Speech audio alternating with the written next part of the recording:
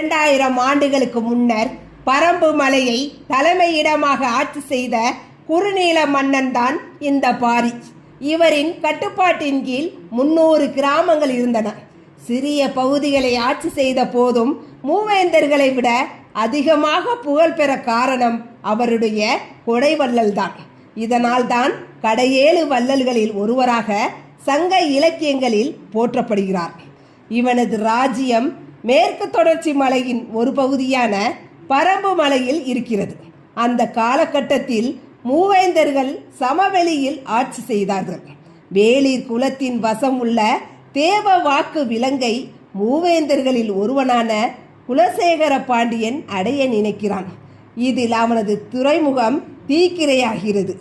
இதனால் சேர சோழ மன்னர்களையும் தன்னோடு இணைத்து கொண்டு பரம்பு மலையை முற்றுகையிடுகிறான் பாண்டியன். பாரியை மலையை விட்டு கீழே வரச் செய்ய பாரியின் நண்பனான நீலனையும் பிடித்து வைக்கிறான். பாரிக்கு எதிராக மூவேந்தர்களும் நடத்தும் இந்த போரில் வெற்றி பெற்றவர்கள் யார் என்பதான் இறுதி அத்தியாயங்களில் சொல்லப்படுகிறது.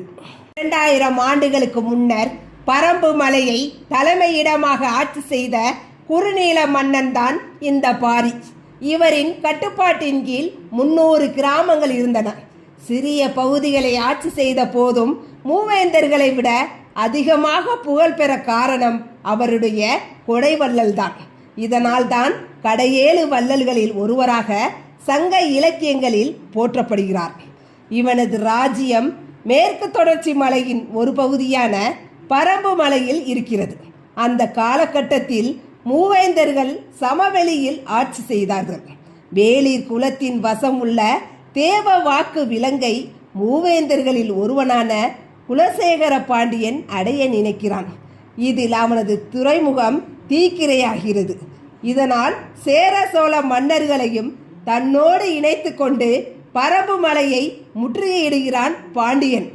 பாரியை மலையை விட்டு கீழே வரச் செய்ய பாரியின் நண்பனான நீலனையும் பிடித்து வைக்கிறான். பாரிக்கு எதிராக மூவேந்தர்களும் நடத்தும் இந்த போரில் வெற்றி பெற்றவர்கள் யார் என்பதான் இறுதி அத்தியாயங்களில் சொல்லப்படுகிறது.